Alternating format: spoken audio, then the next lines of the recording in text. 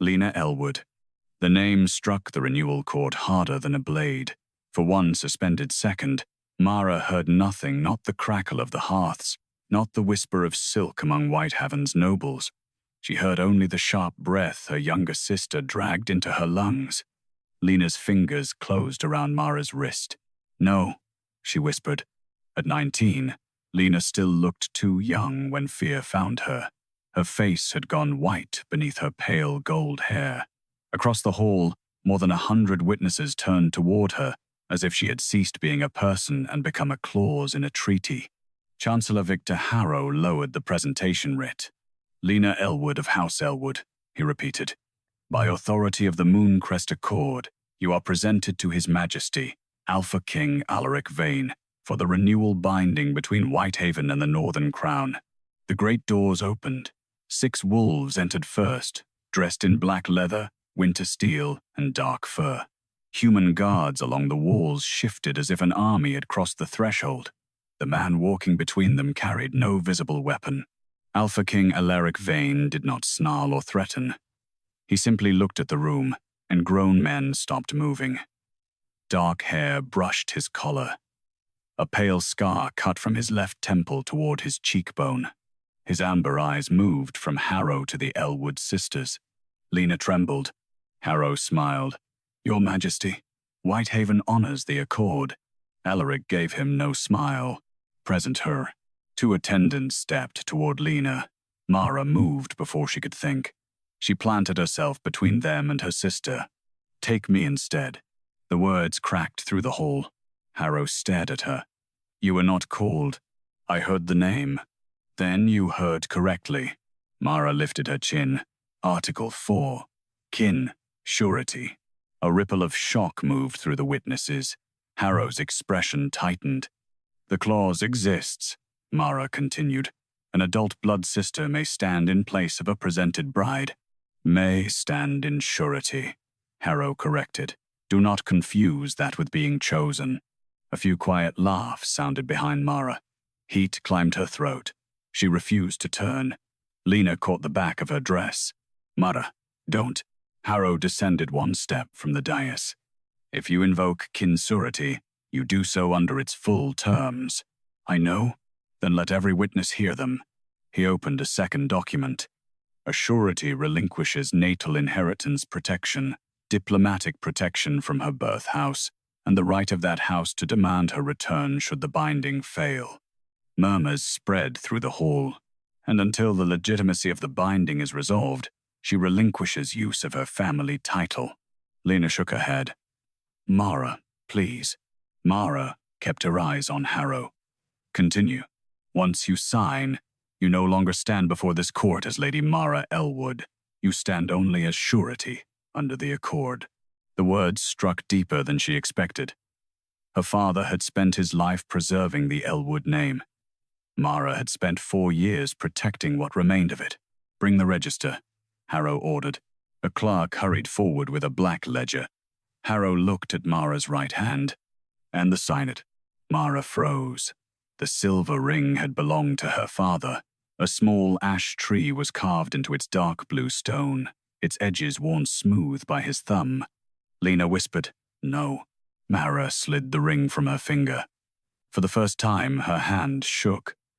She placed the Ellwood signet on the table beside Harrow. A noblewoman near the front looked away. Someone whispered, "Desperate." Another voice answered, "For a wolf king?" Mara heard both. Harrow placed the renunciation before her. "Sign." She looked at Lena. Her sister was crying openly. "Mara, don't do this." "If I don't," Mara said quietly, "you go with him." She signed. The scratch of the quill seemed louder than the entire hall. Harrow lifted the page. "Recorded." He turned toward Alaric. The Alpha King had watched everything. He had not stopped Harrow once. Mara hated him for that before she knew anything else about him. Harrow raised his voice. "Your Majesty, do you accept this unrequested replacement in place of the woman lawfully presented to you?" Mara forced herself to meet Alaric's gaze. His expression revealed nothing. His eyes dropped briefly to the renunciation, then to her father's signet. I accept the surety under Article 4. The surety. Not Mara, not bride, certainly not queen. A whisper rolled through the hall. Mara knew what they saw. A woman who had surrendered her name, inheritance, and future for a marriage the groom himself would not dignify with a personal word. Harrow smiled. The renewal proceeds. Lena threw her arms around Mara as soon as the court was dismissed. I'm sorry, she sobbed. Don't be. Mara held her tightly. You're staying here. And you? Mara looked across the hall. Alaric was already speaking with the captain of his guard. I'm leaving. Before sunset, her belongings had been reduced to one travel chest. No Ellwood crest was permitted on it. Snow had begun to collect over Whitehaven when Mara crossed the courtyard toward the northern horses. She did not look back. Then Alaric's low voice carried from behind her. Right ahead. Mara slowed without turning. The wolf captain stepped closer to his king. Open the Crown Archive before we arrive. A brief silence followed. All of it? The captain asked. The original nomination first. The captain's posture changed at once. Mara's fingers tightened around the edge of her cloak. Original nomination.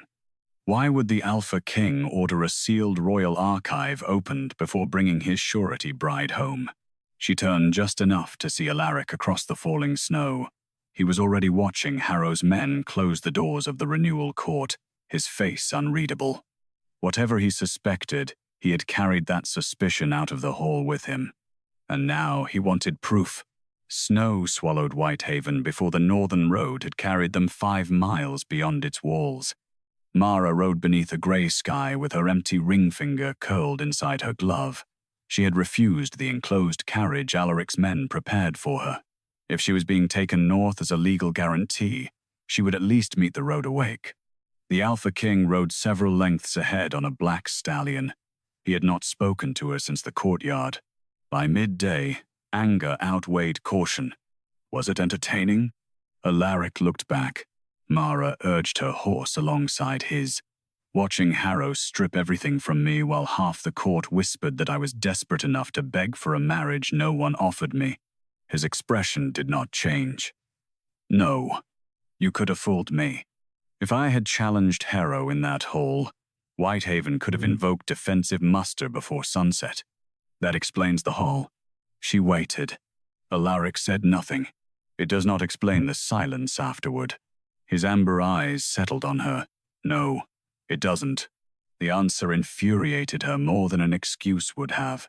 At the first road station, a young guard approached with a cup of hot broth. For Lady Mara. Not lady, Alaric said. The guard stopped. Mara's jaw tightened. Alaric did not look at her. Not until the review. The words stung almost as sharply as Harrow's decree. Mara took the cup without thanking him. What review? Alaric mounted again. One we reach Ravenfell before discussing. They rode on. The farther north they traveled, the less the country resembled the stories Mara had been raised on. At a roadside hamlet, wolf soldiers dismounted to help repair a wagon blocking the frozen pass. No one demanded payment. One gave his own dried meat to a human child watching them from a doorway. Mara found herself staring. You expected teeth? Alaric asked. I expected what Whitehaven taught us to expect. Convenient things, expectations. Before she could answer, a whistle cut across the road. 2 riders emerged from the trees with a third man between them, his hands bound. He wore the dark leather of Alaric's guard. A lieutenant dismounted. Your Majesty, we found him at the eastern marker. He had copied tomorrow's patrol route. The prisoner dropped to one knee. My king, I can explain. Then explain. My brother owes silver merchants in Dunmere. They threatened his children. I gave them one route, nothing more. Alaric dismounted. Mara expected shouting. Instead, his voice became quieter. How many wolves use that route? 12. How many human villages lie beyond it? The man swallowed. 3. And if raiders crossed while my patrol was diverted? The prisoner's face collapsed. Alaric looked to the lieutenant. Strip his rank. Confine him at Ravenfell. He will stand before the military court. The man grabbed at Alaric's boot. Mercy. Alaric stepped free. You sold the safety of people who trusted you. Mercy belongs to the court now. There was no pleasure in it. No rage either. That disturbed Mara more. The stories had called Alaric Veyne a beast because beasts were easy to understand. What rode beside her was something colder, a man who could feed a stranger's child at noon and destroy a soldier's life before dusk without raising his voice. By nightfall, they made camp beneath black pines. A separate tent had been raised for Mara, with a brazier, hot food, and 2 female attendants. Alaric did not enter it. She should have been relieved. Instead, lying awake beneath heavy wool blankets, Mara kept seeing her father's signet on Harrow's table. Hoofbeats broke through the camp. Voices rose outside. Mara pushed aside the tent flap as a rider staggered from a lathered horse. Frost covered his cloak. On his chest gleamed the silver wolf of the royal archives. The courier went directly to Alaric. From Ravenfell, Your Majesty.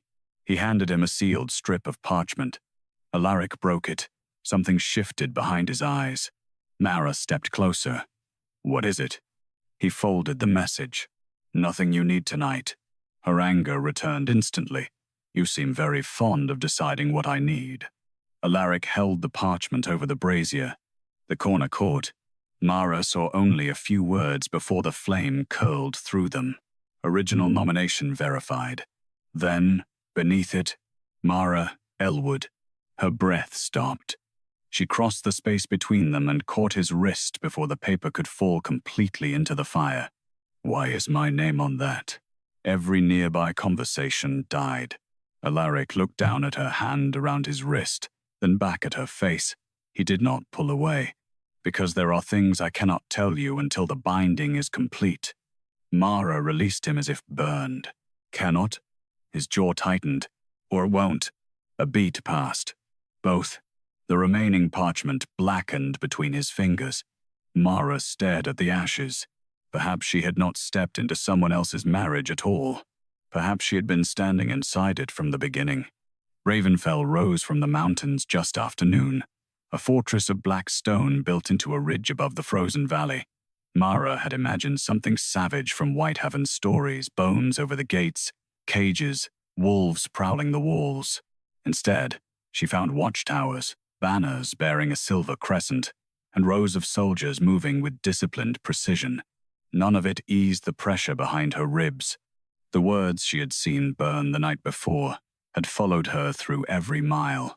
Original nomination verified. Mara Ellwood. Alaric had refused to explain them. The gates opened before the royal party reached the bridge. The captain who had ridden ahead from Whitehaven waited inside with several officials. He bowed to Alaric, then glanced toward Mara.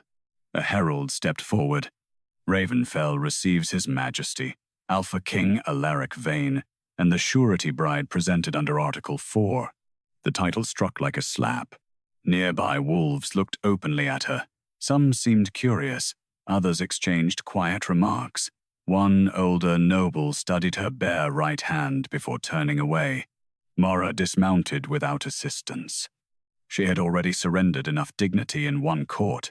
She would not stumble into another. Where is the archive case? Alaric asked.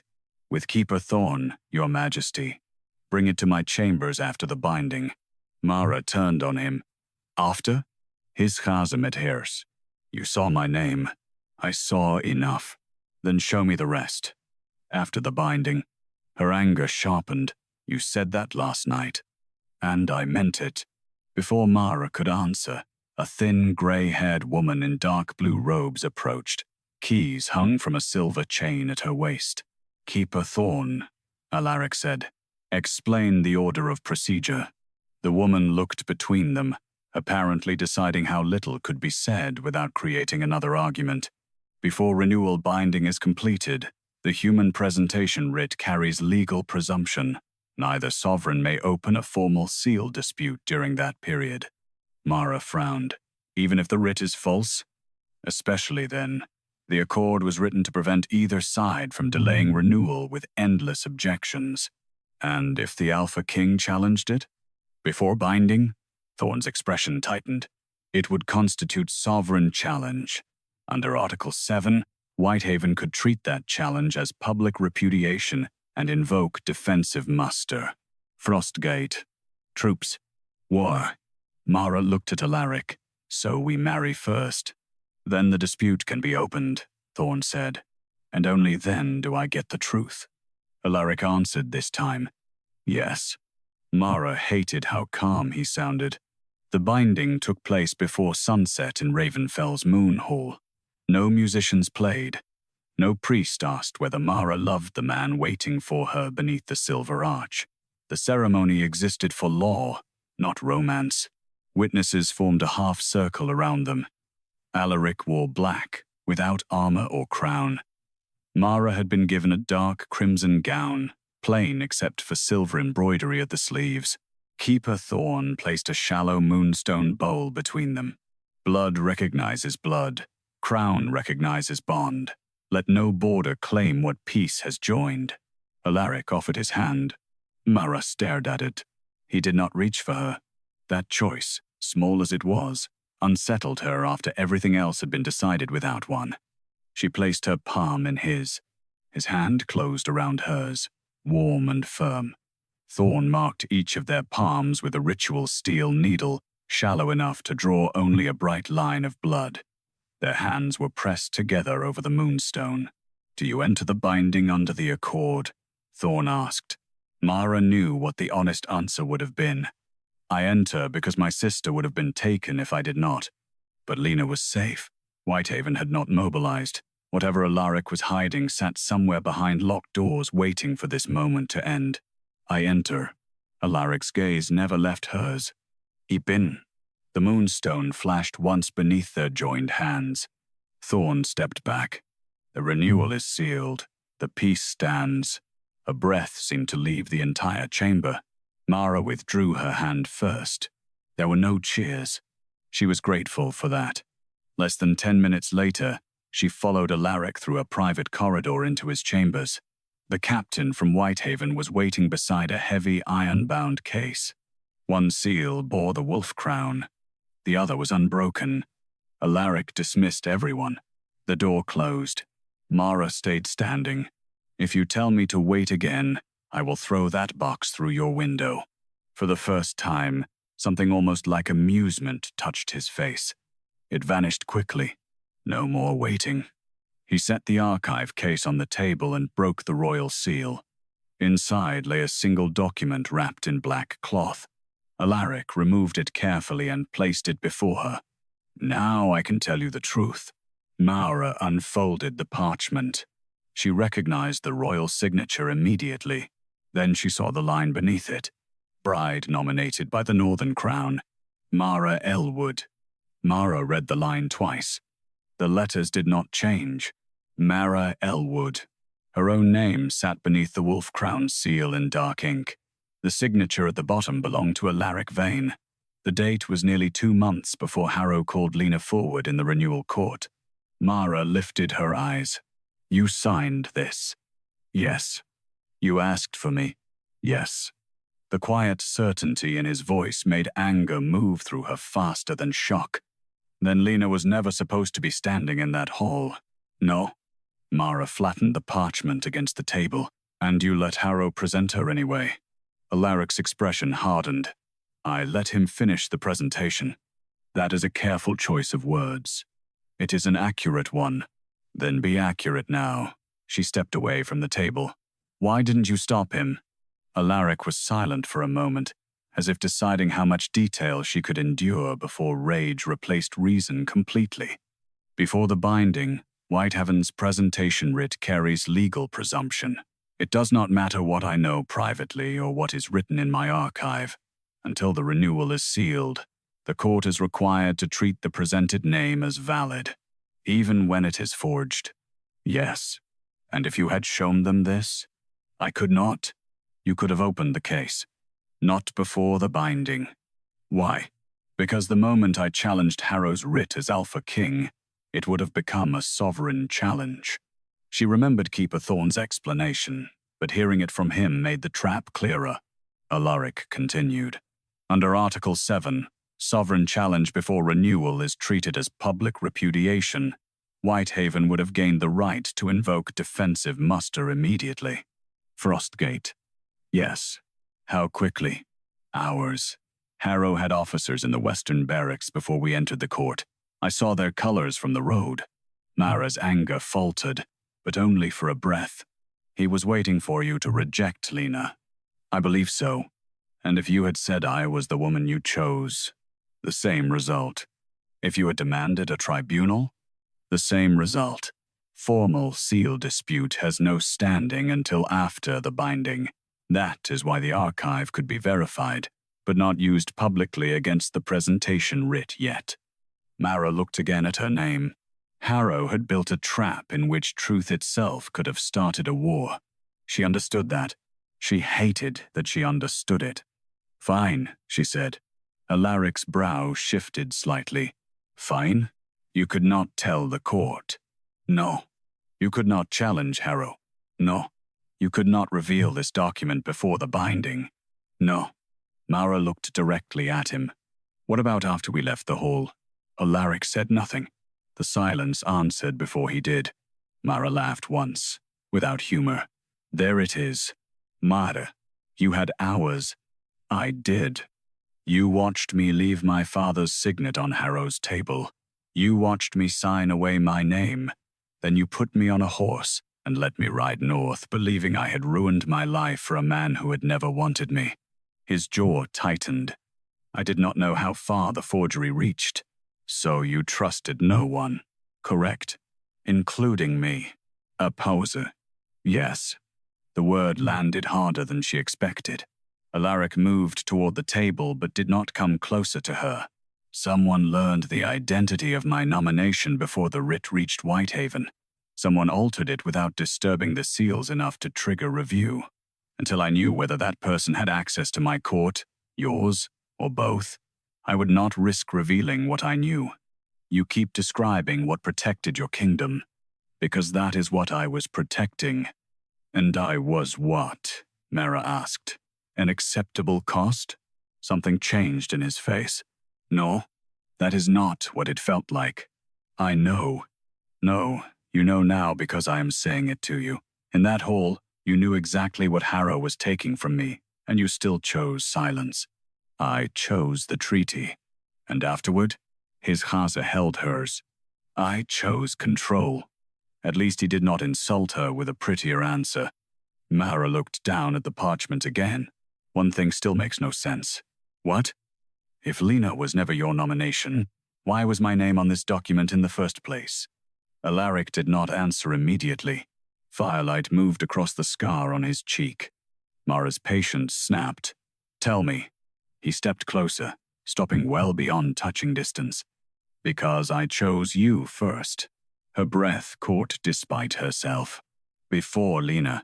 There was never a Lena in my request. Not once. His voice lowered. I chose you first. The words should have softened something. Instead, they opened another wound. You say chose as if that word makes what happened afterward acceptable.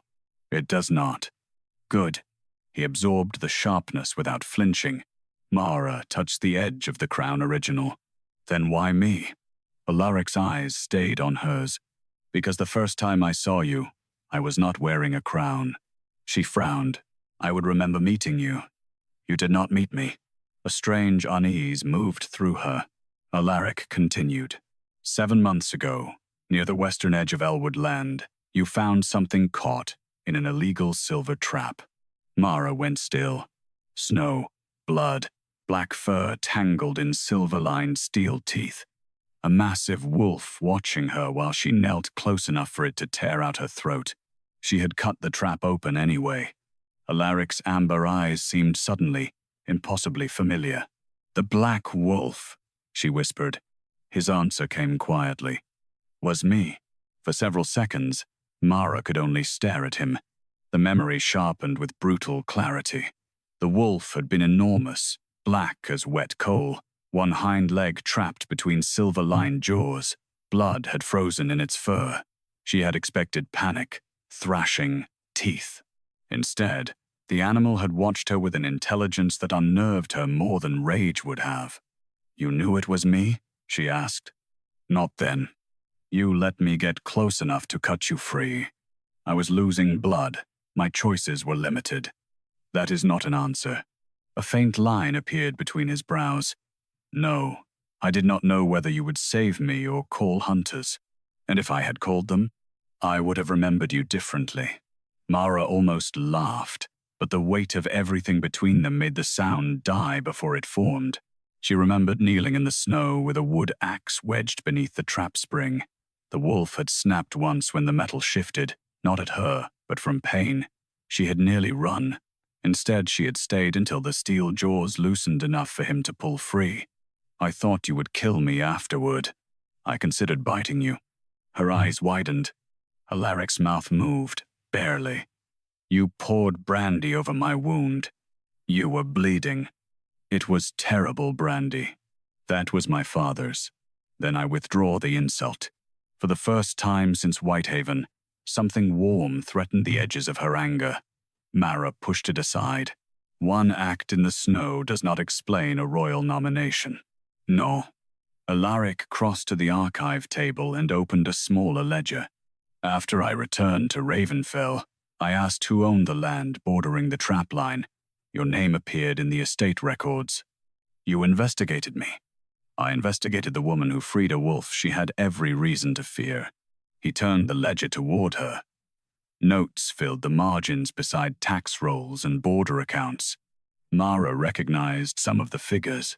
"You had access to Ellwood ledgers? Public filings, trade, declarations, court petitions." Her eyes narrowed. "That is still unsettling. I did not say it was charming. At least he knew." He tapped one entry. "You kept Ellwood solvent after your father died. You renegotiated 3 grain contracts, dismissed a steward who was skimming rents, and convinced 6 tenant families to remain through the winter instead of abandoning the eastern fields." Mara said nothing. "You also challenged Harrow's silver levy. That levy was illegal. I know. He was taxing border carts twice, once as human trade and again as military transit. I know that too." She looked at him. "You read the petition." I read all 12 pages. A reluctant spark of satisfaction moved through her before suspicion returned. "So you chose me because I can balance books. I chose you because you opened a trap for something dangerous, then went home and spent the next months fighting men who wore cleaner clothes and did worse things." That silenced her. Alaric closed the ledger. "I needed a queen who could survive a court, not decorate one."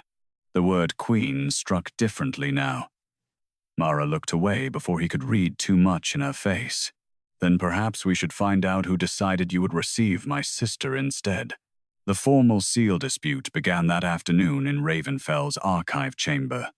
Keeper Thorne laid the Crown original beside Whitehaven's presentation writ. Mara leaned over both documents while 2 clerks recorded every observation. The names differed. The seals, at first glance, did not. Mara studied the red wax around the presentation writ. "Bring me a lamp." Thorne did. Mara tilted the document toward the light. Tiny pale flecks showed beneath the surface.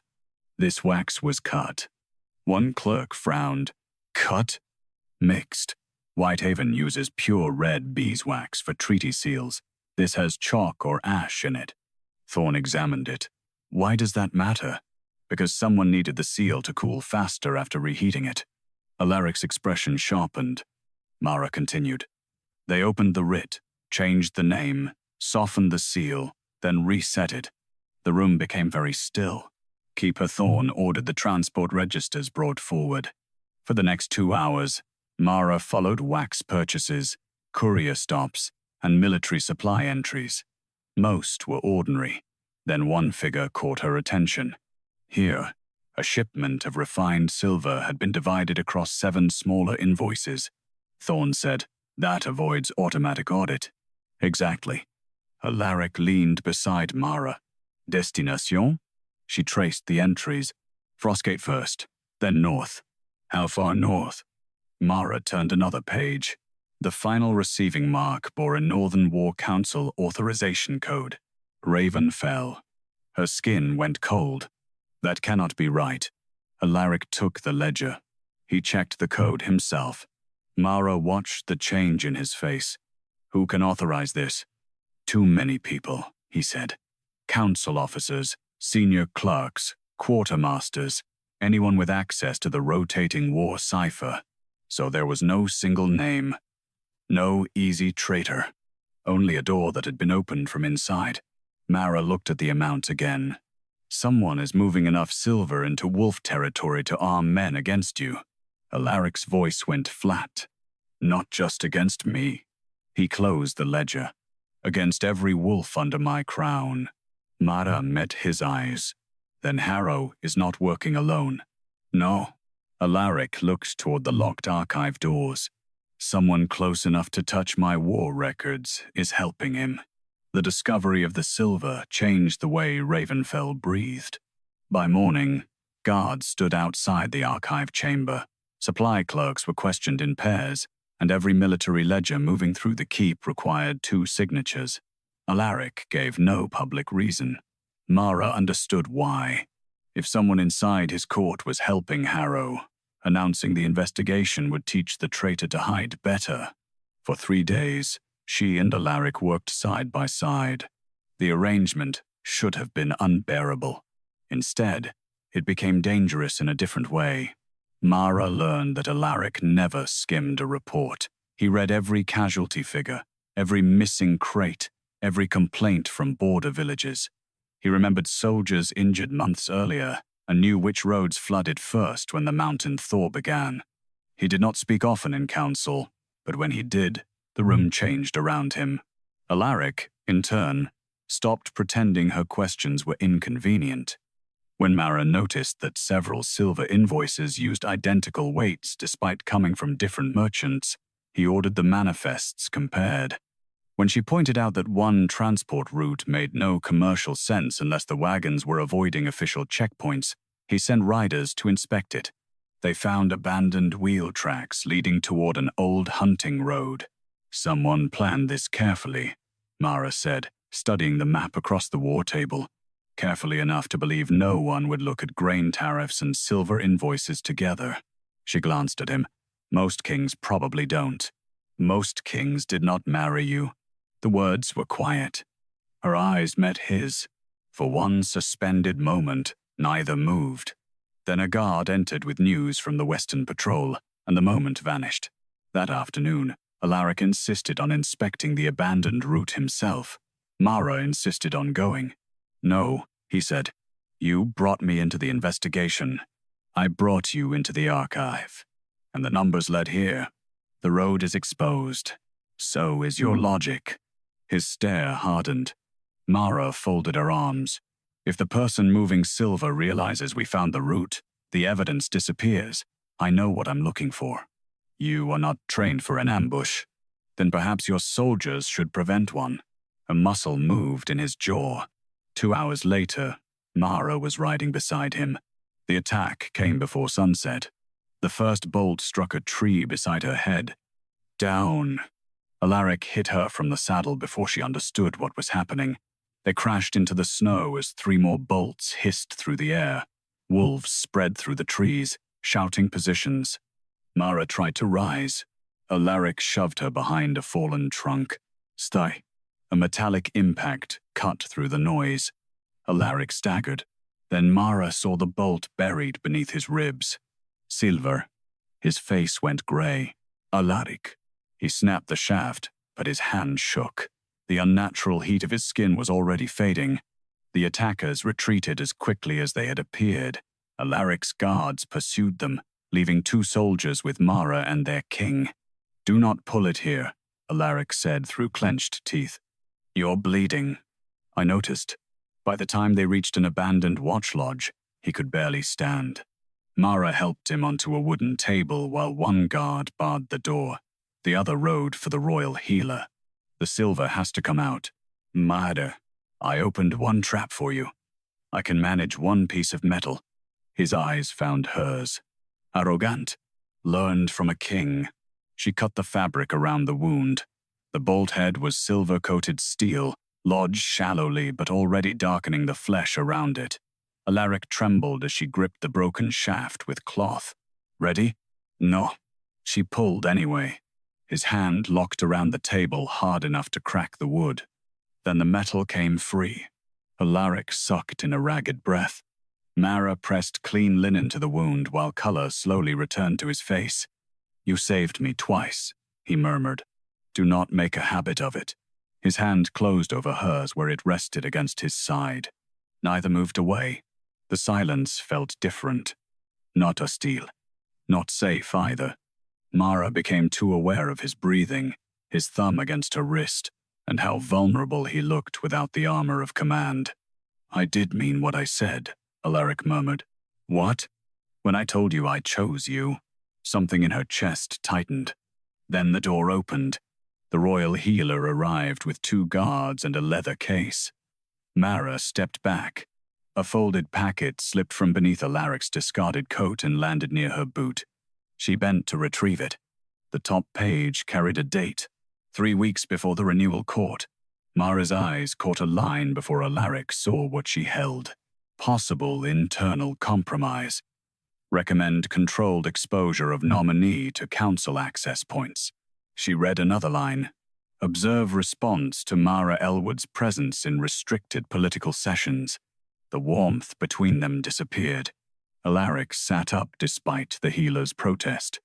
"Mara, you knew. I suspected. You suspected there was a traitor before I ever came here." "Yes. And you put me in those rooms anyway. I believed I could protect you." Her eyes burned. "That is not the same as asking me." "No. You let me sit beside you in council. You gave me selected files. You made sure people saw me helping you." "Yes. To see who reacted." Silence. "Yes." Mara set the paper down carefully. "You decided the danger was acceptable because you believed you could control it." Alaric's face went still. "Yes. And because you are the Alpha King, you thought that was enough." He did not answer. She stepped back. "You chose me." His eyes lifted to hers. Mara's voice dropped. "But you still did not trust me enough to let me choose the danger." She left before he could stop her. Mara moved out of the royal chambers before dawn. She did not make a scene. She did not threaten to leave Ravenfell or demand that the gates be opened. She simply asked Keeper Thorne for rooms in the eastern wing and sent back the clothing Alaric's household had placed in his chambers for her. By breakfast, everyone in the keep knew. No one said anything to her face. That almost made it worse. Alaric did not come after her. Instead, a sealed case arrived before noon. Inside were copies of every intelligence report connected to Harrow, the forged presentation writ, the silver shipments, and the suspected internal compromise. At the bottom lay 3 keys: Archive, council records, royal correspondence. No note. Mara stared at them for a long time. Then she sent them back. An hour later, Alaric appeared at the door himself. She did not invite him in. "You asked for transparency," he said. "I asked for the right to decide what danger I was entering. I know. Giving me keys after the danger has already found me is not the same thing." His face remained controlled, but exhaustion had settled beneath his eyes. The wound under his ribs still pulled at the way he stood. "I cannot undo what I did. No. I can make sure it does not happen again." Mara folded her arms. Private apologies cost kings nothing. That landed. For the first time since she had known him, Alaric looked as though there were no command, law, or carefully chosen silence available to him. "What would you have me do?" "Stop asking me to define the price of your mistake." She closed the door. The summons came that afternoon. Every pack leader within Ravenfell was ordered to the Wolf Moot. Mara learned what that meant from Keeper Thorne. The Moot does not judge the Alpha King the way a human court judges a magistrate, Thorne explained as they crossed the stone gallery. But it can censure his use of crown authority. Can they remove him? For weakness? No. For treason against the packs, perhaps. But that is not what he is admitting. Mara stopped. He called it himself? Yes. The moot chamber was circular, cut directly into the mountain. No throne stood at its center. Alaric entered without crown or sword. That mattered. Around him sat commanders, elders, quartermasters, and regional pack leaders. Mara recognized only a few. One broad-shouldered commander watched her with open distrust. A white-haired archivist would not look at her at all. Near the northern benches sat Garin Holt, a senior counselor Mara had met only twice. He had always been measured, almost courteous. Now he listened without expression. Alaric stood alone. "I withheld intelligence from my sworn consort," he said. "I allowed her presence in council and restricted archives to serve as a controlled exposure point while I investigated an internal breach." A murmur went around the chamber. He continued, "She was not informed of that purpose. She was not given the opportunity to consent to the risk." The hostile commander spoke first. "You believe the threat could be contained?" "Yes." "And was it?" Alaric touched the bandage beneath his coat. "No."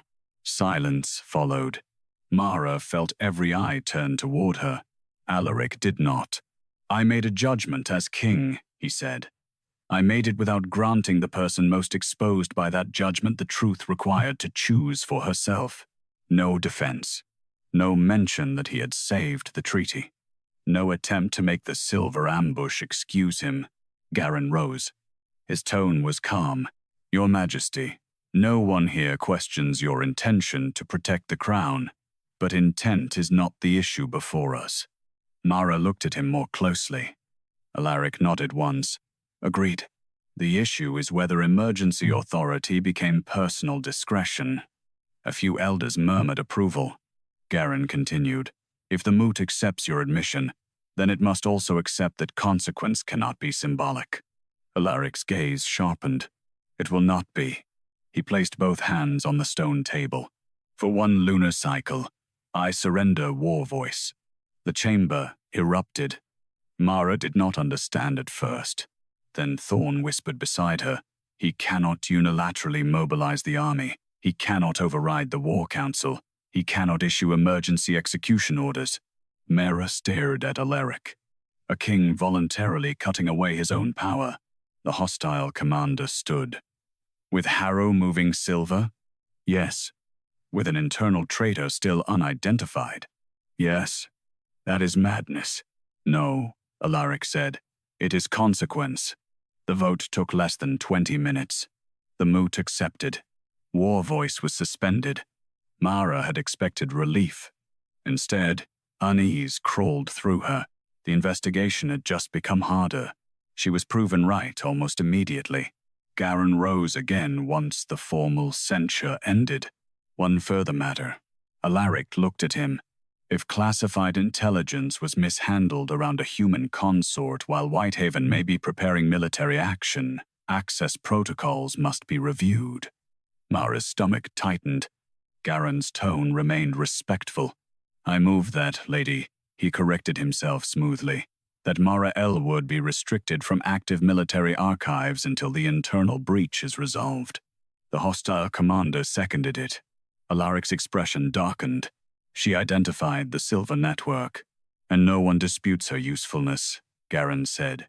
"But usefulness and clearance are not the same thing." Mara hated that the argument sounded reasonable. The council voted. By a narrow margin, the motion passed. Alaric could not override it. That was the first visible cost of the punishment he had accepted. Mara surrendered the archive key at the chamber door. As she turned away, she caught Garin watching her. There was no triumph in his face, only calculation. Behind her, another motion was already being called. For the first time since Mara arrived at Ravenfell, Alaric was still the Alpha King. But he was no longer the only man in the room who could decide what happened next. The first thing Lena learned after Mara left Whitehaven was that Chancellor Harrow had begun burning paper. Not publicly. Nothing so crude. Records disappeared in batches. Courier logs moved to temporary storage. Tax ledgers recalled for correction. military copies sealed under emergency authority. 2 clerks who had worked the renewal court were dismissed within 48 hours. A third vanished. Lena noticed because Mara had taught her to notice what other people considered boring: dates, signatures, handwriting. Before their father died, Mara had made Lena copy estate correspondence until she could identify a steward from the angle of his capital letters. At the time, Lena had hated every minute of it. Now it kept her alive. She waited until Harrow's offices emptied for evening council, then slipped into the records room through the narrow passage used by servants carrying coal. The shelves smelled of wax and dust. Half the treaty files were already gone. She found the first clue in a discarded draft. Lena Ellwood, her own name. The letters matched the presentation writ from Renewal Court, but the corrections in the margin belonged to a different hand. Lena had seen that hand before on Harrow's private instructions to the Ellwood estate after their father's death. She searched harder. Behind a locked cabinet, she found military proclamations bound in grey cord. The first authorized the defensive muster at Frostgate. The second ordered seizure of the northern Silver Roads. The third declared the Wolf Crown responsible for the collapse of the Mooncrest Accord. Lena's stomach turned. Then she saw the dates. All 3 had been drafted 3 weeks before Alaric ever entered the renewal court, before Mara offered herself, before any public rejection could have occurred, before there was a war to answer. Harrow had written the war first. Everything else had been arranged to make it legal afterward. A floorboard creaked outside. Lena shoved the proclamations beneath her cloak and climbed through the coal passage just as 2 guards entered the records room. She left Whitehaven before dawn. By the time Ravenfell's towers appeared through the snow 2 days later, her horse was stumbling beneath her. The gate guards nearly lowered spears until Lena pulled back her hood. "I'm Lena Ellwood." One of them stared. "I need Mara." She barely remembered falling. When Lena opened her eyes again, Mara was kneeling beside a narrow bed in Ravenfell's infirmary. "You idiot," Mara whispered. Lena started crying. Mara pulled her into an embrace before she could apologize. For several moments, neither sister spoke. Then Lena pushed the folded documents into Mara's hands. "The war was written before your wedding." Mara went still. Alaric arrived minutes later with Keeper Thorne and 2 council clerks. Garin Holt came as the senior war council representative. Commander Rusk, the same officer who had questioned Mara at the moot, followed him. No one touched the originals except Lena. Mara read each page aloud. The room changed with every date. Harrow had prepared occupation orders before Renewal Court. He had drafted propaganda blaming wolves for treaty collapse before Alaric had even seen the forged presentation writ. Alaric stood over the table. "He expected me to reject Lena." Mara nodded. "You challenge the presentation. Article 7 triggers. Defensive muster follows," Thorne said. "Then Harrow moves troops into Frostgate under lawful emergency authority," Mara continued. "Once he controls the passes, he controls the Silver Roads." Lena pointed to the third document, and he already had the public explanation written. Alaric's face hardened. He never needed the treaty to fail naturally. He needed it to fail on command. Mara looked at her sister. "But it didn't." "Because you invoked kin, surety," Lena said. Silence. The first plan had failed because Mara had done the one thing Harrow had not expected. She had stepped forward.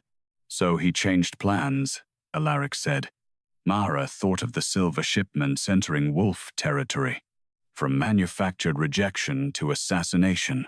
Keeper Thorne brought forward copies of the transport records Mara had previously identified. With Lena's proclamations beside them, the pattern sharpened. Silver came north after the Renewal Court.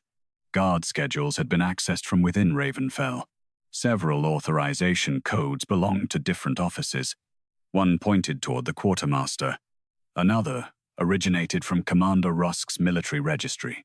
Rusk's face went red. "I did not authorize this." Garin examined the entry. "Your registry code is there. So is a War Council cipher 3 lines below it. Which means either could have been copied, Mara said. Rusk looked at her, surprised by the defense. Alaric paced once across the room. We detain everyone with access until we know who altered the orders. Garen's gaze shifted to him. You cannot. Alaric stopped. Garen spoke carefully. You surrendered war voice. Mass detention of council officers during an active border threat requires council approval. These records prove an internal breach. They prove someone used internal access, Garen replied. They do not prove who. Rusk folded his arms. He is right. Alaric's jaw tightened. Mara hated the irony. A week ago, she would have feared what Alaric might do with unchecked authority. Now the limits he had accepted were protecting a traitor. The War Council convened before midnight. Alaric requested temporary detention of 5 officials connected to the compromised codes. The motion failed. 3 councillors argued the evidence was circumstantial. 2 believed Lena's documents required independent authentication. Rusk refused to vote for his own confinement. Garen waited until the chamber quieted. Then he looked directly at Alaric. Suspicion is not treason, Your Majesty. His voice remained respectful. You taught us that yourself when you submitted to the moot. The motion was closed. Somewhere inside Ravenfell, the person helping Harrow remained free. The first alarm came before dawn. A watchtower on Ravenfell's western ridge was burning. By the time Mara reached the outer gallery, soldiers were carrying 2 wounded scouts through the gates. One had a human-made crossbow bolt in his shoulder. The other swore he had seen Whitehaven colors below the ridge. Commander Rusk demanded retaliation. We have armed men testing our border while Harrow moves silver against us. Alaric stood at the head of the War Council table, pale with contained fury. How many attackers? Unknown. How many bodies? None recovered. Then we do not mobilize an army on smoke and 1 bolt. Garen leaned back. Caution from the king who once crossed 3 valleys over a broken patrol line. Alaric's hands tightened, but he did not take the bait. Send scouts. No army movement without confirmation. Without war voice, that was all he could do. By noon, the scouts found no human force, only confused boot prints, and a Whitehaven insignia dropped beside the burned tower. Someone had manufactured an attack. The second move came that afternoon. Moon Oath preparations required the ceremonial wing to be cleared and guard rotations reassigned. Mara found Commander Rusk outside the council chamber. Who changed the rotation? The council. Who proposed it? Garen amended the schedule. Half the inner guard was sent west after the tower incident. Who approved the ceremonial deliveries? The quartermaster. And the redistribution? War Council. Rusk frowned. Why? One person did not need to sign every order, Mara said. He only needed the right orders to meet in one place. Still not proof. Inside, Garen was challenging Lena's documents. We have not authenticated the Whitehaven proclamations independently, he said. Yet we are asked to accept them because they were carried here by the sister of the king's human consort. They bear Harrow's seal, Lena said. So did the forged presentation writ. It was clever because it was true. Mara stepped forward. Then, authenticate them. We are trying. While someone moves silver through your supply routes? Garen met her eyes calmly, which is precisely why emotion should not become evidence. Alaric's voice cut across the chamber. Enough. Garen turned. Was that an order, Your Majesty? Silence. No, Alaric said. It was advice. The Moon Oath began after sunset. 3 ceremonial braziers burned beneath the high arches. Pack leaders stood around Alaric. Mara attended as his bound consort, while Lena remained near the doors with Keeper Thorn and copied transport ledgers. Mara noticed the smell first. Something bitter beneath the smoke. Resin. The flames burned strangely pale. A wolf coughed. Then another. Alaric swayed. Open the doors. A commander collapsed. Wolves tried to shift and failed halfway, claws forming then retracting. Alaric dropped to one knee. Silver ash and wolfsbane.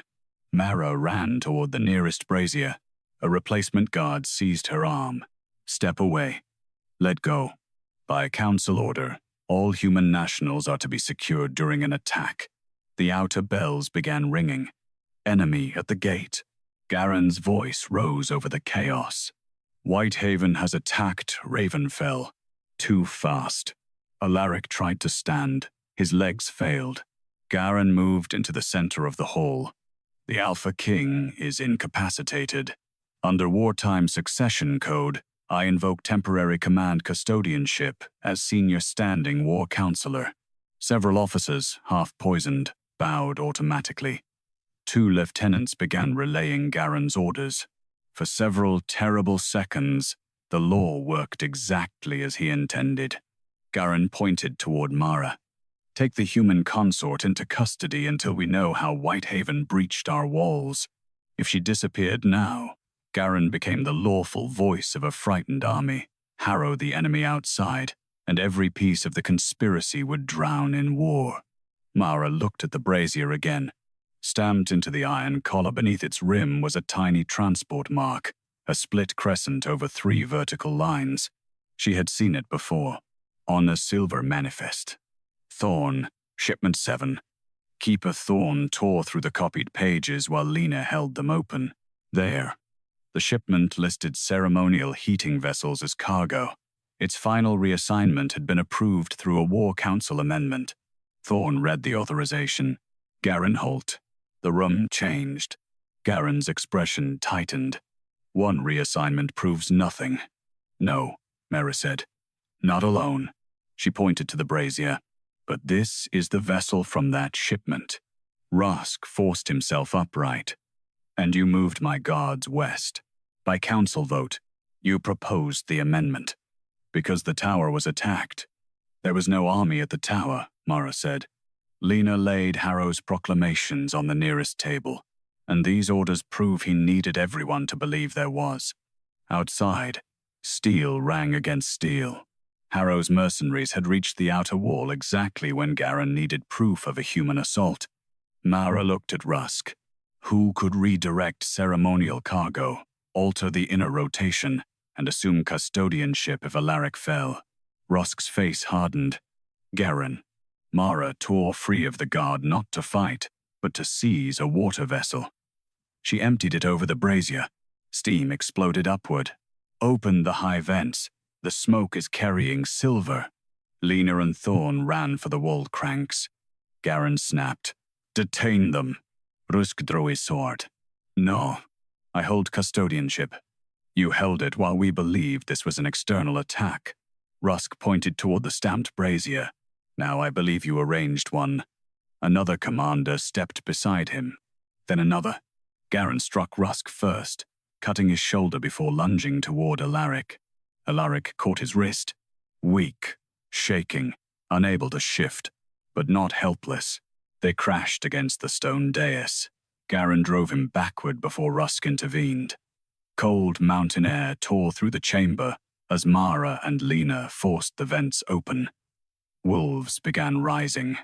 Garen tried to reach the side passage. Alaric caught him at the doorway and drove him down. Rusk placed a blade at Garen's throat. Alive, Alaric rasped. Trial. The mercenary assault faltered soon after. Garen's inner orders were cancelled. Loyal patrols returned from the false Western emergency, and Ravenfell's defenses closed around the attackers. Harrow was found below the ridge in a command wagon carrying sealed defensive muster proclamations, ready for the moment Ravenfell struck back. His plan required his own seal on the emergency occupation of Frostgate before political rivals in Whitehaven could interfere. He was taken alive. In the same wagon, Lena found a small evidence chest containing confiscated court property. Inside lay the Ellwood signet. She closed the lid without touching it. That belongs to Mara. Later, Mara stood in the moon hall while the healer bound Alaric's hands. Silver dust glittered in the water across the floor. Alaric looked exhausted. Human. Mara approached. For once, neither of them had chosen the outcome alone. Harrow wanted a war, Alaric said. Yes. and I nearly gave him one. But you didn't. Outside, the bells changed. Not alarm. All clear. For the first time since renewal court, peace no longer depended on a marriage. It depended on what they chose to build next. 3 days after the attack, the Mooncrest Tribunal opened the sealed records. The Crown original named Mara Ellwood. The presentation writ had been altered and resealed. Harrow's pre-written war proclamations matched Lena's evidence, while the transport ledger and the marked ceremonial brazier tied Garin directly to the silver shipment used in the Moon Hall. The tribunal also entered one smaller item into the record, the Ellwood signet recovered from Harrow's command wagon among confiscated court property. By sunset, Harrow and Garin had been stripped of office and remanded for trial. The new Mooncrest charter was shorter than Mara expected. The Crown Bride renewal was abolished. No future peace would depend on a woman being exchanged between governments. Military mobilization at Frostgate would require shared authorization, and any intelligence operation placing a royal consort at direct risk would require informed consent. The final clauses permanently reduced powers the Alpha Crown had held for generations. Alaric signed anyway. That evening, he asked to see Mara alone. No counselors waited in his chambers. His crown rested on the table beside a signed packet of papers. In front of it sat a small silver box. Mara stopped when she saw it. Alaric opened the lid. Her father's signet lay inside. For a moment, she could not breathe. The dark blue stone still carried the tiny ash tree worn smooth at the edges. She remembered sliding it from her finger while Whitehaven watched. She remembered Harrow's table, the whispers, the word desperate. Alaric lifted the ring from the box and held it out. He did not reach for her hand. This was taken from you in a room where I chose silence. Mara looked at the signet but did not take it yet. You stopped a war. Yes. You could not challenge Harrow in that court. No. Then why do you speak as if you were wrong? Because two things can be true. His voice was quiet. I was right about the law. I was wrong about what I believed that gave me the right to decide for you afterward. Mara took the signet. The metal was cold against her palm. Alaric continued. I let you carry the cost of my decision without knowing why. Then I brought you into danger because I believed protecting you was a substitute for your consent. He met her eyes. It was not. Mara slid the ring onto her finger herself. It fit exactly as it had before Whitehaven. Something inside her settled. Not because a king had returned her name. Because it was hers again. Alaric reached for the packet beside his crown. One more thing. He handed it to her. Mara opened the first page. Annulment. Her eyes lifted. You already signed this? Yes. When? Yesterday. Before you knew what I would say. That was the point. A strange ache moved through her chest. The treaty no longer owns you, Alaric said. His gaze dropped briefly to the Ellwood signet. Neither do I. Mara swallowed. If you want Whitehaven, your inheritance and legal standing have been restored. Your house is yours again. I will send an escort and make certain no one interferes. And if I leave, no wolf will stop you. No claim, no command, not even a request. For a man who had once decided what dangers she was allowed to know, the absence of pressure felt enormous. Mara closed the annulment papers. I need to think. I know. This time, he let her go without deciding what her silence meant. Lena found her later in the eastern gallery, staring at the road descending from Ravenfell. He gave me an annulment, Mara said. Do you want it? I don't know. Lena studied her. That's not true. Mara turned. You spent your whole life proving love by what you were willing to lose, Lena said. Father died, so you saved the estate. I was chosen, so you gave up your name. Don't stay because leaving would make everything you suffered feel necessary. Mara looked toward the mountains. What if I stay because it is the first thing I have ever chosen only for myself? Lena smiled. Then I think you already know. At dawn, a carriage waited in Ravenfell's courtyard. Alaric stood beside it with 4 mounted guards. His face revealed nothing, but tension held his shoulders. When Mara descended the steps, his gaze went to the travel cloak over her arm. "Your escort is ready." Mara looked at the carriage, then at him. "Send them home." Alaric went still. "Mara, you chose me first." The words stopped him. "Before I knew you, before I understood the cost, and for too long, everyone kept choosing for me." She stepped closer. "Harrow chose my sister. The Accord chose my future. You chose what dangers I was allowed to know." Pain crossed his face, but he did not look away.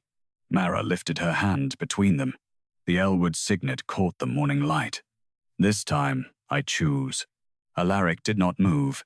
"And I choose you." His breath left him slowly. "Are you certain?"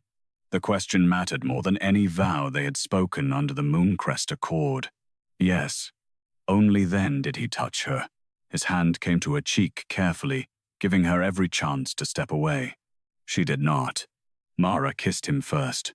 Behind them, the carriage remained empty. Ahead, Ravenfell's gates stood open to the northern road. Mara had crossed them as a surety without a title, a home, or a choice.